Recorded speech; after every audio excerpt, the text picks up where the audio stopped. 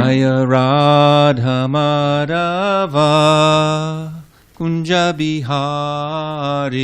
Jaya Radha Madhava Kunja Bihari. Jaya Radha Madhava Kunja Bihari.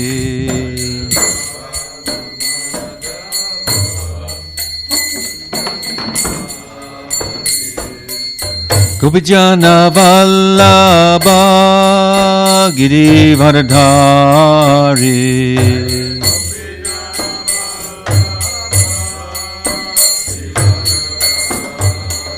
Jai Gopijana Vallabha Girivardhari.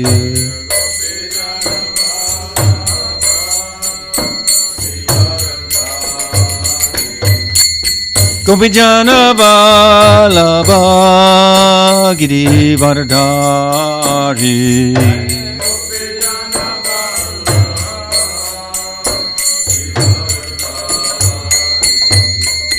Yasodanandana Brajajana Ranjana.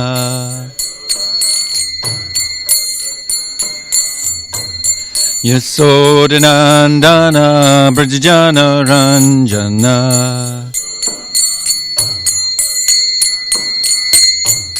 Yasodanandana Brajajana Ranjana.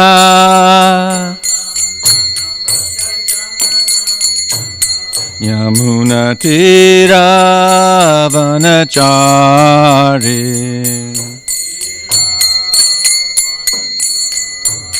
Yamuna Tira Vanachari.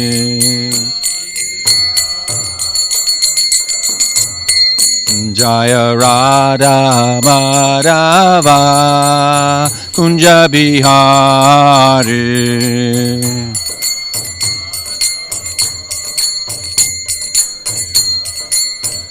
Jaya Radha Giridhari Radha Giridhari Radhe.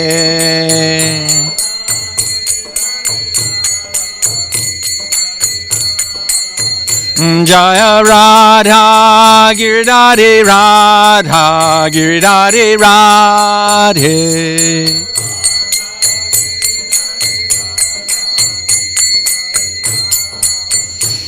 Prabhupada, Prabhupada, Prabhupada, Prabhupada.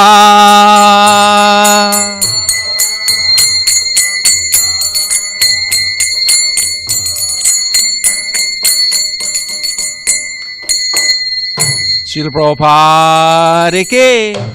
Jayam Vishpad Paramahamsa Prabhujakacharya Sotara Sata Shishimade Si Bhakti Vedanta Swami Maharaj Srila Prabhupada ki. ISKCON BBT Founder Charya Jagat Guru Srila Prabhupada ki.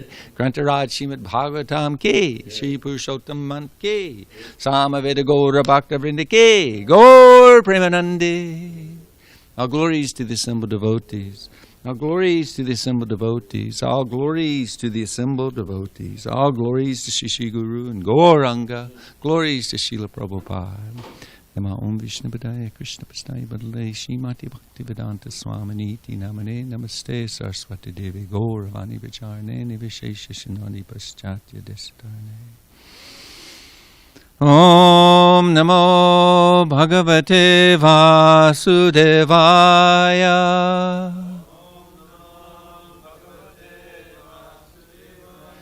Om Namo Bhagavate Vasudevaya.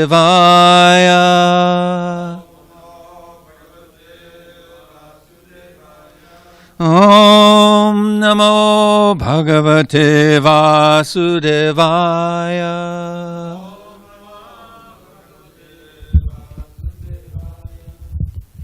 We're getting to hear from Srimad Bhagavatam.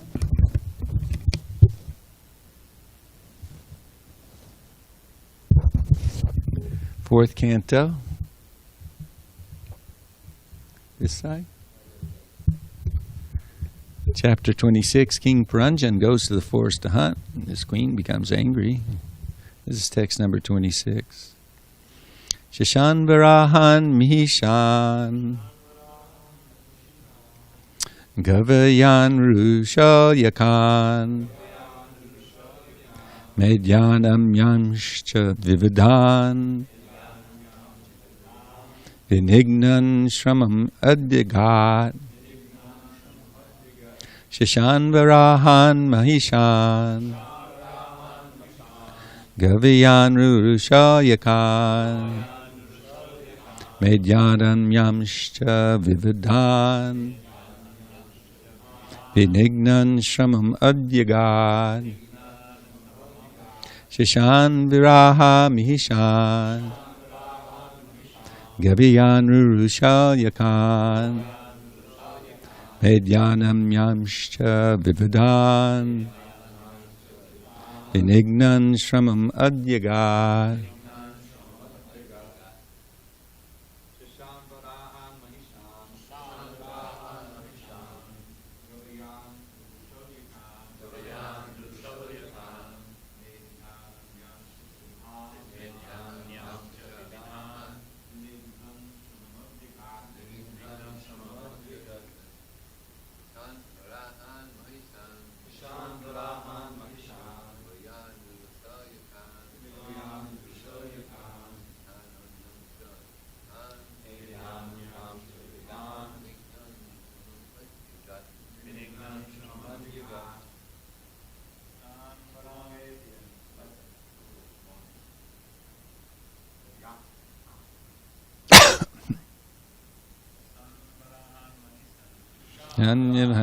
Nishan Gaviyan Rushalyakan Medyananyam Savivadan Vinignan Shramamabhyagat Shashan Varahan Mahishan Gaviyan Rushalyakan Medyanam Yamsha Vivadan Vinignan Shramamabhyagat Shashan Varahan Mahishan Gaviyan Rushalyakan Medyanam Yamsha Vivadan Vinignan Shramamabhyagat Shashan Varahan Mahishan Gaviyan Rushalyakan Medyanam Yamsha Vivadan Vinignan Shramamabhyagat Shashan Varahan Mahishan Gaviyan Rushalyakan Medyanam Yamsha Vivadan Vinignan Shramamabhyagat Shashan Varahan Mahishan Gaviyan Rushalyakan Medyanam Yamsha Vivadan Vinignan Shramamabhyagat Shashan rabbits Varahan any guess? Yeah, Varahan boars Mihishan buffalo Gaviyan bison Ruru black deer Shalyakan porcupines Medyan game animals. Do they have porcupines in India? Never saw one, did you? Oh, Dallas we used to have. Yeah. Oh, skunks too. I'm sorry, it was skunks. We had them in Dallas. I know you didn't have skunks in India. Right? No skunks, yeah. All righty. So what else is he killing? Medyan, game animals. Anyan, others. Cha, and. Vivadan, various. Vinignan, by killing. Shramam adidghat, became very tired. Translation. In this way, King Paranjan killed many animals, including rabbits, boars, buffalo, bison, black deer, porcupines, and other game animals. After killing and killing, the king became very tired. You know the difference between bison and buffalo? The buffalo are the hipsters of the two. They have beards. I'm sorry, that's the bison. I've called the buffalo in America buffalo so long. They're bisons. One more time. Bisons have the beards, the Indians, all that, home on the range. And the buffalo are what we see in India and Southeast Asia or even South Africa, water buffaloes.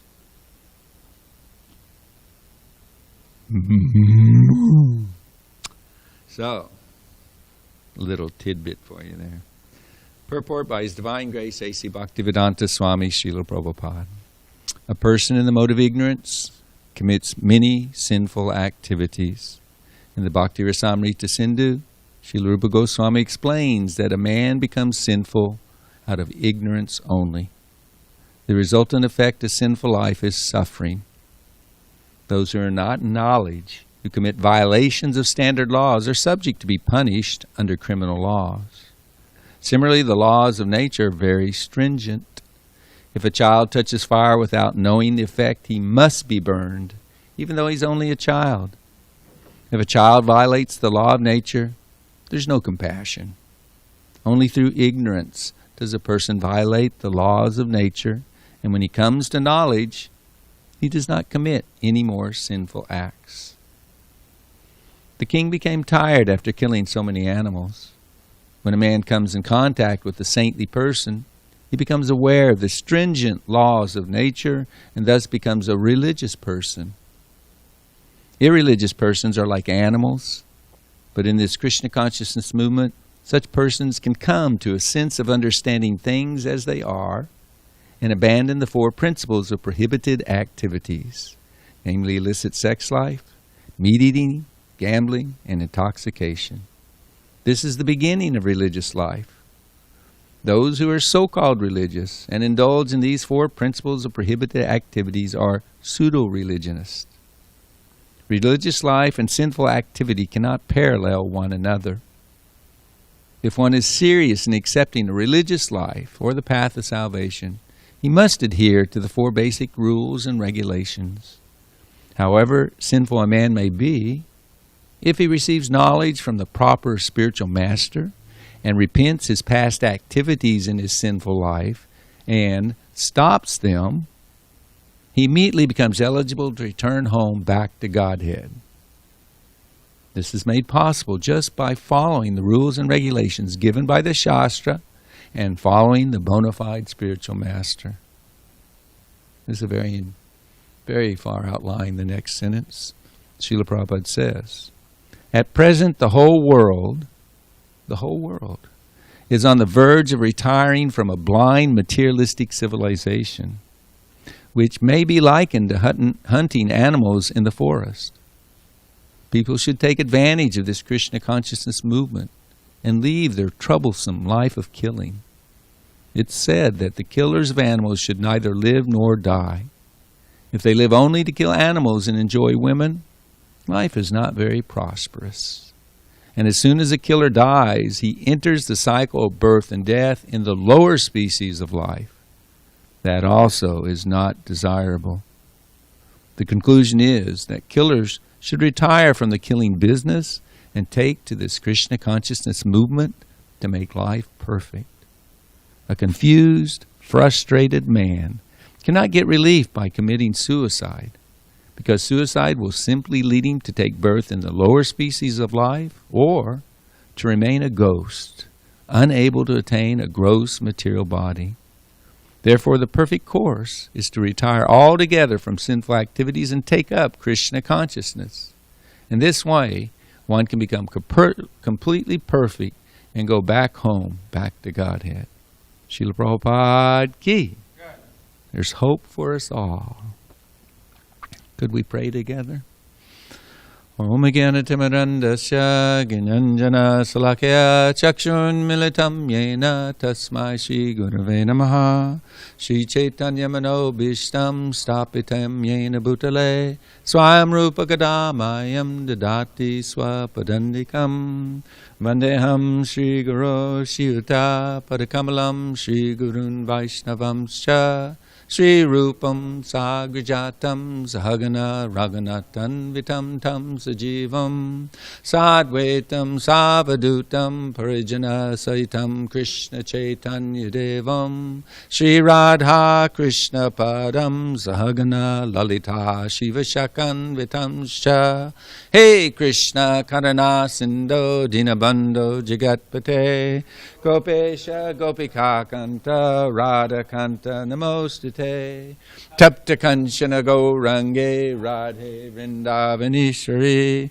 Vrishabhana Sutta Devi Pranamami Hari Priye Vanchakopatarubhyascha Kripa Sindhu Bhevacha Patitanam Bhavanebhyo Vaishnavebhyo Namo Namaha Shri Krishna Chaitanya Prabhu Nityananda Shri Advaita Gadadhar Shivasadi Gaur Bhakta Vrinda Hare Krishna Krishna Krishna Hare Hare Hare Rama Rama Rama Hare Hare. Probably not the best way to start out a class, but I will honestly share with you that we have cycles in the energy of this body and mind, and it appears like, boy, compared to yesterday, running on fumes. And so I hope that when you were saying your prayers to Srila Prabhupada, second prayers to Rupa Goswami, who we're going to hear from, we did hear from in the purport, prayers to the six Goswamis, the Panchatattva, Radha, Krishna, Lalita, Vishaka, and all the previous acharyas and assembled devotees. I hope when you were praying that you were asking that some transcendental words can come from this mouth. Without your blessings, not much hope. So, with that, we'll start off with, it is a fact that the living entity is the eternal servant of Krishna. And yet we find ourselves in a world where hardly anybody knows that. Hardly anybody. Manushanam sahasrashusha kastit yatatisiriya. Who's even interested in spiritual life? What to speak of when they come to spiritual life? Generally they get cheated. We had in the purport a day or two before, rascal swamis and yogis misleading people. I'll tell you, Krishna consciousness is not a politically correct philosophy, and it sure as heck does not, I'll use their terminology, measure up to the standards that are being set by the cancel culture. I mean, this one purport, to say that if you engage in sinful lives, well, who's to say that illicit sex is sinful? Or intoxication? Meat eating? Come on. Gambling? I mean, these sinful activities, the pillars of sinful life, they're everywhere. And they just become more and more prominent and more accepted as the population becomes more misled and degraded. And Srila Prabhupada is saying you can't be religious and sinful at the same time. He says that's pseudo-religion. It's like Srila Prabhupada, and I'll fold my hands to my family or friends if listening. When talking about Christianity, my spiritual master would say, it's really hard to find a true Christian. In one sense, we could even say it's really hard to find a true devotee of Krishna. I mean, when we talk about, we'll get into that a little bit later, but let's just talk about the statement Srila Prabhupada. An important tenet of the Bible, certainly Jesus followed it, is thou shalt not kill. If you have no compassion upon the billions of animals that are being slaughtered every year, then how can your heart be soft in cultivating love for God and His children? We generally think, when I was raised as a youth, as a Christian, the children of God mean men, women, boys, and girls. But all life are the children of God. They're, as I said, it's a fact. They're all eternal servants of Krishna. It's just their consciousness is completely covered and they don't have the ability to even give it a second thought. In the human form of life, we have the ability. And that's why it's the greatest tragedy when people don't hear the message of Krishna consciousness. When they don't hear how the wages of sin are death. That's a quote from my Christian upbringing.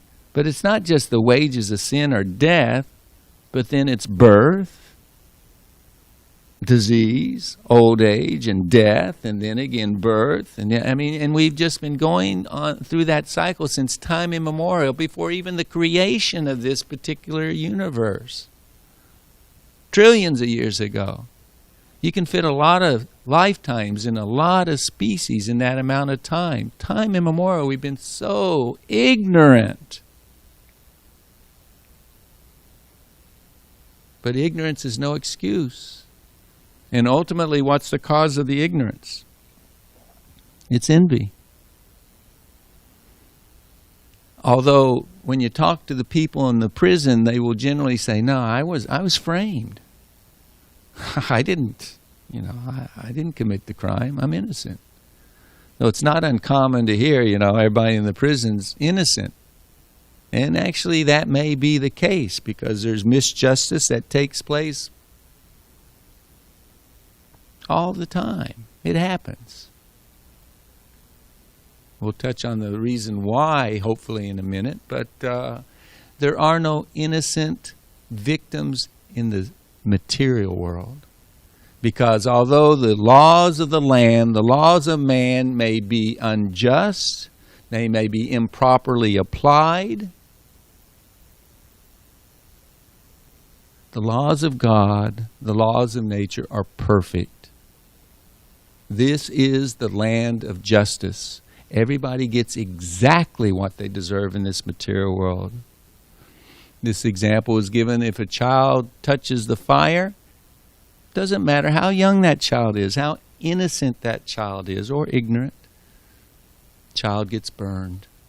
I can still remember, after reading this purport, I flashed on how I was just a tiny little boy, and there was this little gas stove in my grandmother's bathroom, and it was a cramped space in her bathroom, and my grandmother took my hand and put it really, really close, teaching me, hot.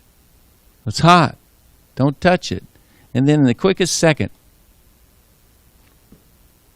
and I learned my lesson. I never touched it again. I can remember when we lived in Nevada City and we had a wood-burning stove, and with Aja, it was one of the words he learned, first off, hot, hot. So we need to become conversant with the laws of material nature so we don't suffer. Ignorance is the cause of all suffering. But there's a middle step involved. Ignorance is what causes us to engage in activities that are harmful to ourselves and others. People aren't comfortable. That's why I say it's not politically correct. I can remember when Mahatattva Prabhu was the president, he would say, "Don't use this word sin." Because people hear it and immediately their walls go up. Sin, God, I'm not interested.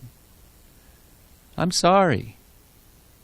Ignorance is the cause of disobeying the laws of nature and God, whether you accept it or not. You wonder why you're miserable, why you're suffering, why you're so terrified of dying? It's because of your ignorance and because of your sinful activities. And that's our fault. It's each individual's fault. We can't lay the blame on anybody else. And there are no fancy lawyers, there are no loopholes. When you're in the land of justice in the material world, you either follow the laws or you don't, and are rewarded or suffer accordingly. We're all eternal spirit souls, servant of the Supreme Person. A lot of us are reading the 15th chapter of Bhagavad Gita every day. Purushottama Yoga. Yoga, the Supreme Person. So in it, there are two kinds of living entities. There are those who are fallible, that's you and me, the prisoners in this material world, and the infallible, those who are in the majority, who are in the spiritual world. They're not in this world. They aren't criminals. There's no reason for them to have a material body and mind and suffer. They are acting in their constitutional position of servants of the Lord. Those are the infallible who, and above both of them, there is that Supreme Person who's glorified in this world, the spiritual world, and all the Vedic literatures. That's Krishna, the Supreme Person, Purushottama, the best, the greatest of all persons. So He's our spiritual Father, best friend, lover, master. We have an eternal relationship with Him in one of those 5 ways. And in whichever way we are attracted to, He will lovingly accept our service and our love, and we will be happy. In this material world, people, if they will actually avoid sinful activities, if they become religious, then they can be happy in this world. But the devotees, the actual devotees, those who are realized in their spiritual identity and relationship with Krishna, they're not interested in piety and impiety. They have no desire whatsoever to enjoy this world, or to avoid the suffering of this world, or even the desire to get out of this world. This is what the strictest or absolute standard of a devotee is. He's simply absorbed in giving pleasure to Krishna. Why? Because he loves Krishna. It's like we see in relationships. Sometimes somebody will be so absorbed in another person in this world, and they're looking at them all the time. They think about them, touchy-feely with them. But these are all temporary relationships and distractions. Their upadhis are false designations covering you and I, the living entity. It's ignorance. The pure devotees of Krishna, and I'll stop saying pure at this point because now we understand. Prabhupada says devotional service, he means Shuddha Bhakti. And he says devotee, he means pure devotee. Before that, it's a semblance of devotion, a semblance of a devotee. But devotional service is so powerful that even if you're simply engaged in chanting Nama Bhas, the shadow, the semblance of, it's shadow, right? Strictly speaking, abhyas is shadow, not reflection. Yeah, right? Shadow. Even if you're simply chanting the shadow of the name, the pure syllables of the Supreme Lord Himself, Krishna, have not yet manifest on our tongues. Even simply that type of shadow devotional service gives one liberation, destroys all the suffering, all the past sins, can destroy all one's desires. Bhakti, reawakening our relationship with Krishna and acting in that platform under the internal potency of the Lord, when not realized via the shelter and instructions of the spiritual master, the representative, the external manifestation of the Lord within our heart. It is so powerful. No other activity, no other process destroys the sinful desires completely. In the 6th canto, Parikshit Maharaj, he asked his spiritual master, you just got through describing the hellish planets. Yes, there are so many hellish planets and so many different torturous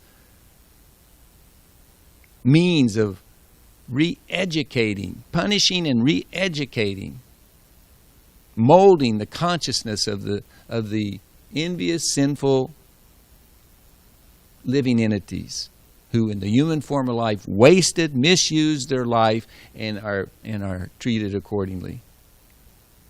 So those sinful, he described the sinful planets, the hellish planets, and he said, like a Vaishnav who's on the spiritual platform, he cares about others. It's not a mental, intellectual like aspiration.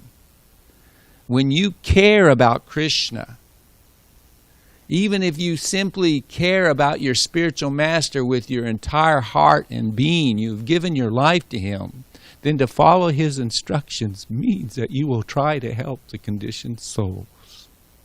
Because that ultimately is the essence of devotional service for us Gaudiya Vaishnavas, us followers of Rupa Goswami and Srila Prabhupada. It's not intellectual. You practice to realize it.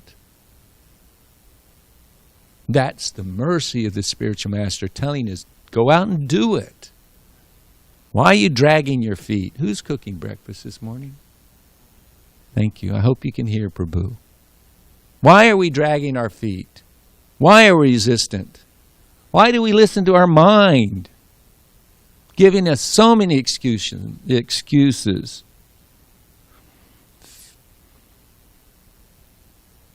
When one is absorbed in devotional service, ignorance has no place in Krishna consciousness. Krishna and Krishna consciousness, his service is like the sun and it dispels all darkness. Or the same example is given, similar example, just that abhas, that shadow, the very beginning, you're getting there in devotional service. It's like the first rays of the dawn. Just first rays. The sun globe itself hasn't actually come above the horizon yet. But those rays are potent enough to dispel the fog of ignorance. So powerful. So if we engage in the service of the spiritual master with our heart to the best of our ability, realizing the significance of what we've been offered, then we will want to help others. We will not have a superior attitude. These so-called pseudo-religionists, what do they know? As we advance in Krishna consciousness, we begin to feel less and less of ourselves, realizing, man, what sin have I not committed? What offense have I not performed? What did I do to deserve this? And what have I done to deserve the suffering that it's gone through? Misidentification with the mind and the body are the source of it all. And Krishna consciousness means rising above it, at least engaging the senses in the service of the Lord under the guidance of the spiritual master, and thus acting as if one is perfect in Krishna consciousness. If you stay steady in sadhana bhakti, following the instructions, keeping fully engaged in service, not wasting time, then you're getting the result. That's why Srila Prabhupada, when he was on the planet, said, all my disciples are pure devotees. When you're in the presence of a Paramahamsa and he has melted your heart, touched your life, forgive me for referring a few times to my upbringing, but when one has been saved by the representative of God, then you will do anything and everything you are able to please him. The debt we owe to the spiritual master, you can't calculate that. Just a moment's association with the spiritual master, with a sadhu, one who cares about Krishna, who's dedicated their life, words, activities in the service of Krishna. Just a moment's association with them. You can't compare it to all the trillions of dollars in the world. Hundreds, thousands, who knows, millions of trillions of, wealth, gold, etc. that's in the world. Doesn't even that doesn't even come close, because that's all temporary of this world, manifest and unmanifest, and devotional service is eternal. We have the verse, Brahmananda Kon Bhagavan Jeev Guru Krishna Prasadi Pai Bhakti Lata Bij. Only the most fortunate come in contact with a pure Vaishnava, a sadhu, a servant of the Lord. Out of millions, billions of people, a handful. We are one of those fortunate people. All of us here, anyone listening, one of the fortunate. And we want to become more fortunate. We want to take full advantage. What does it mean to come into the association of a sadhu, a Vaishnava? It means to hear attentively the message, the transcendental sound vibration coming from the spiritual world, from the Lord, through His lips. And for it to settle in the heart, eradicating the darkness of ignorance, the misconception that I'm this body or that there's anything of value in this world that's apparently separated from Krishna, that isn't being used in the service of Krishna. There is no value here. We want to wrap up our business and get out of this hellhole. It's just getting worse. We don't want to take another life. Sometimes I hear devotees go, gosh, we've been rotating since time immemorial, and you're so arrogant you think you could go back to Godhead in one life? It takes many lifetimes to perfect bhakti. Not if you accept Srila Prabhupada's instructions in the contract he offers. And he puts it in the most basic terms. Chant minimum 16 rounds a day. Follow the 4 regulative principles, which we've read in the purport. In many of the letters he'd say, get up early and come to Mongol Artik. You do these simple foundational activities, then upon promising for the rest of your life, giving your life in service, I'll take you back home to God after this life.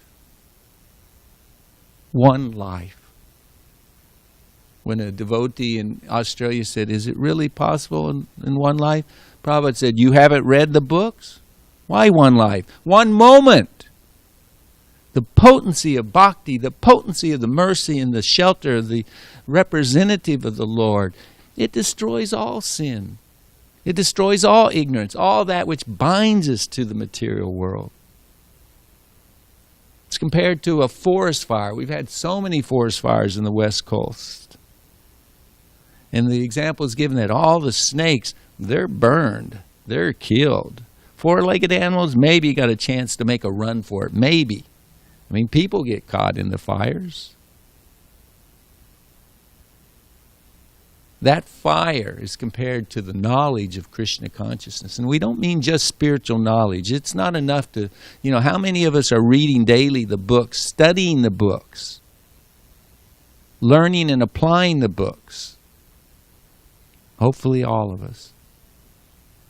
But if you just acquire spiritual knowledge, one, we'll talk about gyan, the process of gyan. If spiritual knowledge is devoid of the understanding of Krishna, the Supreme Lord, it's not real knowledge. It's not considered attractive. It's the reason why Vyasadeva was feeling dissuaded. He was feeling unenthused. He was bewildered. I've given all the Vedic literatures and yet I'm not feeling happy. And his guru said, well, you haven't focused on prema bhakti, on Shuddha bhakti. You haven't focused on the glorious position of the Lord. Leaving out all the cheating religions, the processes of fruitive activities, and mental speculation, or cultivation of impersonal knowledge, or yoga. And that's when, being given the hint and the instruction, then he went inside, and by the mercy of Guru and the Lord, he had full realization of srimadbhagavatam.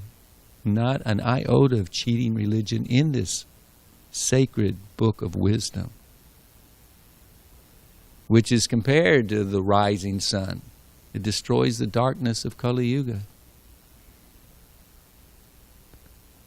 So, to read daily, to apply daily, to pray. God, I fall short so often. I mean, you see it in my, casual hanging out with you. The frivolity and, I just fall short. So the tongue, based on the false ego. It's just so easy to slip off the straight and narrow, the razor's edge of just staying focused on trying to please Krishna and do that which is favorable and not doing that which is unfavorable. But that's why we associate with each other. We have to keep in the association with each other. I mean, I encourage you, read the 22nd chapter of Madhya Lila, Chaitanya Charitamrita, the process devotional service. Oh my God, what a treasure. Lord Chaitanya described to Sanatana Goswami the glories of devotional service and the glories of devotee association. As I was saying, that association means to hear from the sadhu and to follow those instructions, to serve him, and to actually get the full mercy where you will get the fruit of the seed of bhakti that is planted at that time, to get the full mercy then with no duplicity accepting it. If you have doubts, then ask.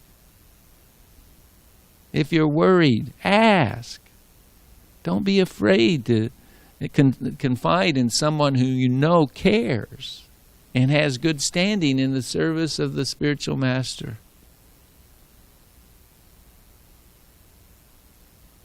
We have to surrender life and soul. That's what's wanted. That's what Krishna wants to see. He's waiting so patiently. He's so kind. He says, even once if someone will seriously say, I give this life to you. And I know every one of you have done that. I know I've done it. Once he does that, the Lord will never give up such a person. Never. At that point, you're no longer under the harsh, strict laws of the kingdom of justice. Now you've entered into the realm of mercy, of love.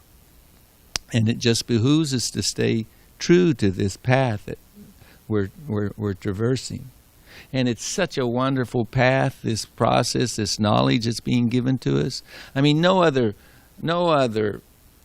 literatures talk about the science as they do. This first paragraph of the purport is basically the first page of Srila Prabhupada's Nectar Devotion.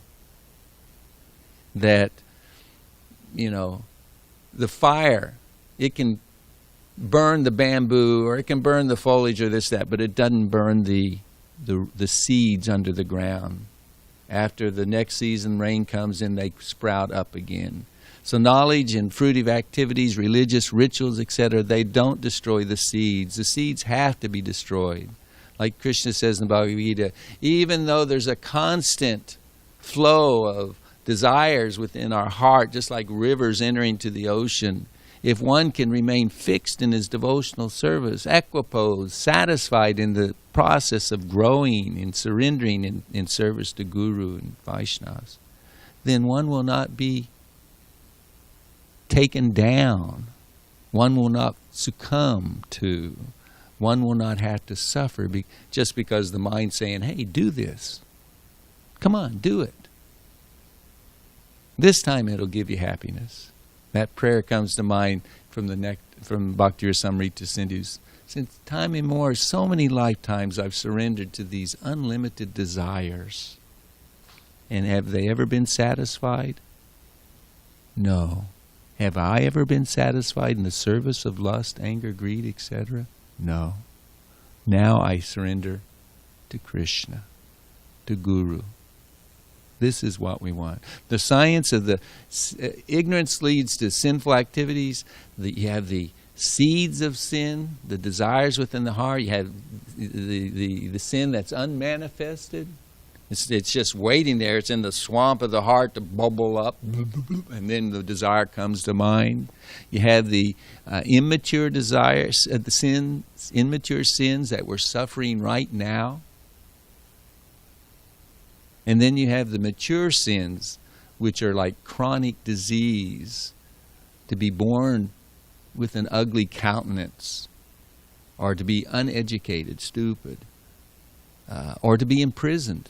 These are mature, very mature sins, manifesting, fructifying. Even this, the whole world is gripped in fear. I really prayed and I slept on it. This whole being gripped by fear is the same as a chronic disease. It's worse than the threat of the disease. It's a mature state of sin or ignorance. I want you to think about that. Because like we heard discussed threadbare, lamentation yesterday, fear comes from ignorance, like all other suffering. It comes from the ignorance, thinking I'm the body and the mind, not realizing, not acting like I'm the spirit, soul, the eternal servant of Krishna that I am. And fear, a devotee has fear. It's not that it's given to us. I mean, the Vrajbasis have fear. Krishna even experiences fear sometimes. But what do we do with it? Does it cripple us? Does it keep us from engaging in our services to Guru and Krishna? Do we freeze like the doe in the headlights, afraid? Or like the Vrajbasis, when the cowherd boys saw Aghasura, is it really a giant snake? Is he really opening up to swallow us all? And some of the boys, they wanted to turn around and run like heck. But then the other one said, no, come on. Krishna's right over there. Let's go in. Let's see what Krishna does. Let's see how he saves us. Krishna always saves us. He always saves his devotee. That's one of the 6 principles of bhakti. He's our protector. His protection is invincible. If he doesn't want us to be harmed or become sick or to be killed, no one can kill us. No one can harm us. No disease can touch us. It's an illusion to think that by some activity of my own, prakrite kriyamanani, gunai karmani sarvashaha, that I'm the doer. I can distance myself from suffering. I read yesterday in the encyclopedia, Puranic encyclopedia, about Parikshit and another day of Brahma. Our Parikshit was a pure Vaishnava, recipient of the Lord's mercy even before being born in the womb.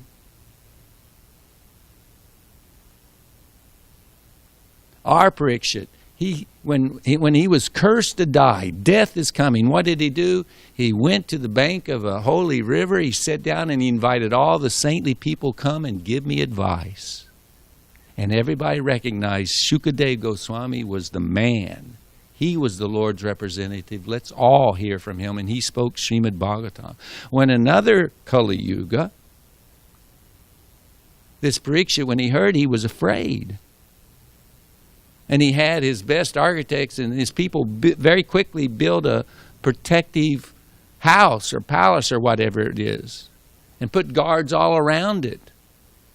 That snake is not going to bite me and kill me. He tried his best to protect himself. It's an interesting story. So Tarkshaka, same name, history repeats itself with slight variations. He's looking for to kill, and he's very proud, this cobra. His poison, just his breath could kill. And he met Kashyapa Muni. He was going to see the king. He was going to try and encourage the king. And he said, where are you going? Oh, it's Parikshit Maharaj. Said, he's supposed to die by a snake's bite.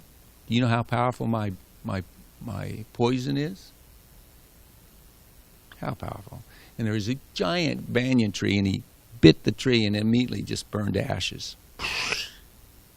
So Kashyapa Muni, we know from the pages of Bhagavatam, this is an exalted yogi devotee of the Lord. So by his Shakti, he was able to just go, and the banyan tree just went, remanifest. Your poison's got nothing on Bhakti, Shakti, the cities that come from Bhakti. How's it? Shuddha Bhakata Charana Renu Bhajana Anukula Bhakata Seva Parama Siddhi Prema Lati Parama Lati Mula, the root. It's the source of all cities, all powers. Had nothing on him. Well, in that day, in that particular Kali Yuga, then Taksha said, hey, he bribed him. He gave him so many wonderful things. Said, take, turn around and go the other way, please. Then he got his fellow snakes to manifest as Brahmins, and they were taking gifts of fruit to Parikshit Maharaj. And Taksha, he manifested one incredibly, must have been quite the fruit. It was like, ooh, out of the whole basket, this was the one you'd first reach for. Let's just, for story's sake, say the ripest, most beautiful, juicy, luscious mango. And then he transformed into a little worm, and he went into the mango. And the Brahmins came, the guards said, stop. We had this gift for the king. They took the gifts to the king. He grabbed the one, took a bite. The little worm came out, manifested as Taksha, and wrapping it up quickly here. He was bitten and killed. And the point was that he couldn't hide from the destiny. We're all going to be sick as long as we have a material body at certain times. I've shared with Dravida, I've had malaria 3 times in this body. The first time I definitely thought I was going to die. Man, when you haven't experienced that and you can put 100 blankets on and you're still shaking uncontrollably, oh man, you are chanting the best you can. Second time, when you realize, well, quinine cured me the first time, okay, it's no fun, but could you please get the quinine? Third time it happened here in America. It's no big deal.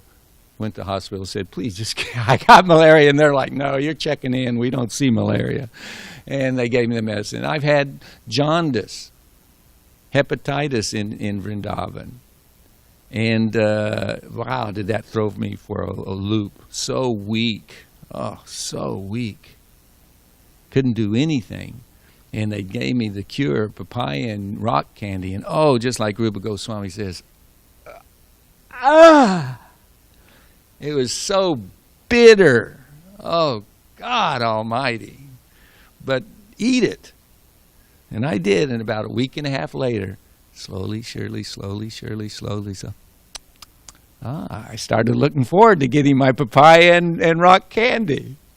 That's when they pulled the plug. You're good. There's no more yellow eyes in you. Get back to service. I spent that whole week and a half reading Ramayana, the 3-volume set. Oh, was it nectar? Staying up late into the night and watching Prabhupada videos. That sickness was ecstatic. And then I had, in Dallas one time, scarlet fever. They were afraid of scarlet. That's a deadly disease. They sent me to the doctor immediately. And I got some medicine he gave me, I guess antibiotics, and I was okay. And the one time I've missed Mongol Arctic and there, I had what I thought was malaria, because it had some of the same symptoms. But the doctor wasn't just going to give it to me. He examined me. This came to my house, examined me, this and that. And it was some kind of fever. I forget what it was. He said it was serious. And so I have some experience of disease. It's not fun. Now I'm, reaping the benefits of old age. It's not fun. You don't want to become old. You don't want to become sick. And those who are completely in ignorance, they definitely don't want to die.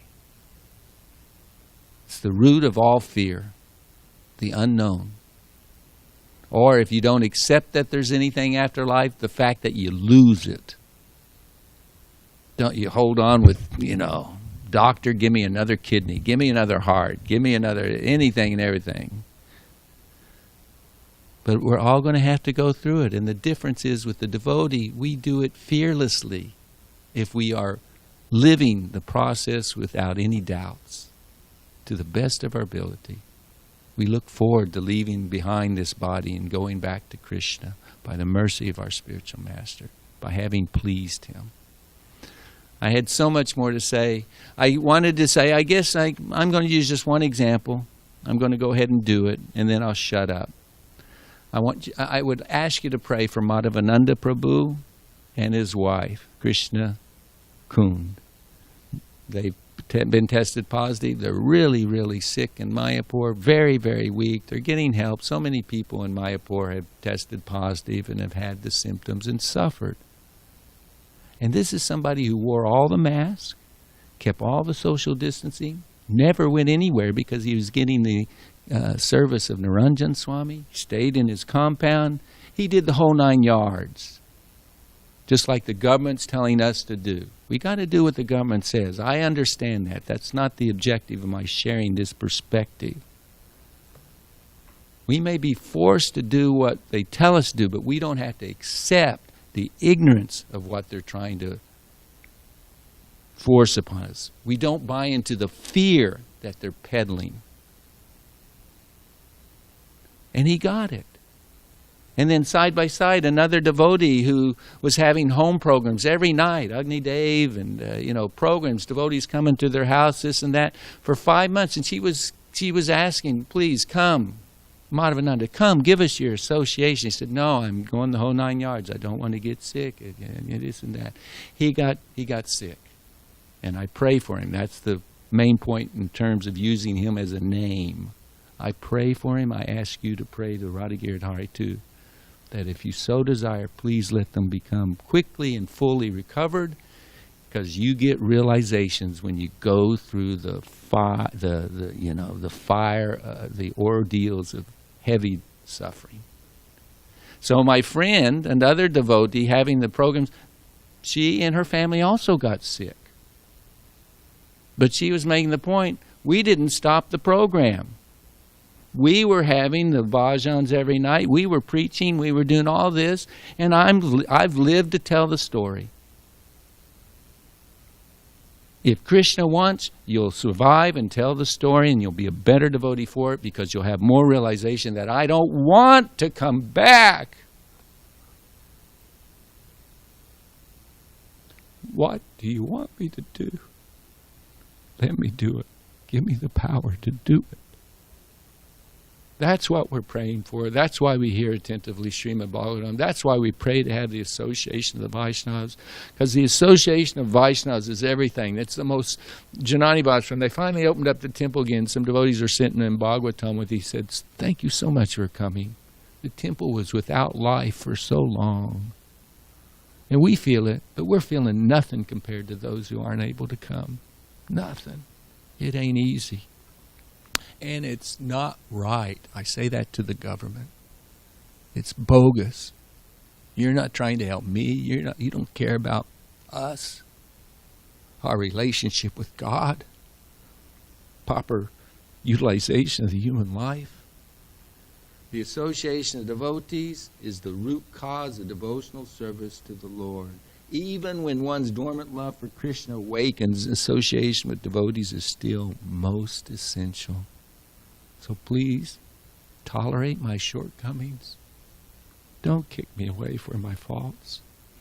I pray that you'll take seriously the process as I'm trying, and with your help I have great hope. So, Hare Krishna, Krishna Krishna, Hare Hare, Hare Rama, Rama Rama, Hare Hare. You were very patient, Dravida Prabhu. I'm sorry. You may go. Anybody else have any questions or comments?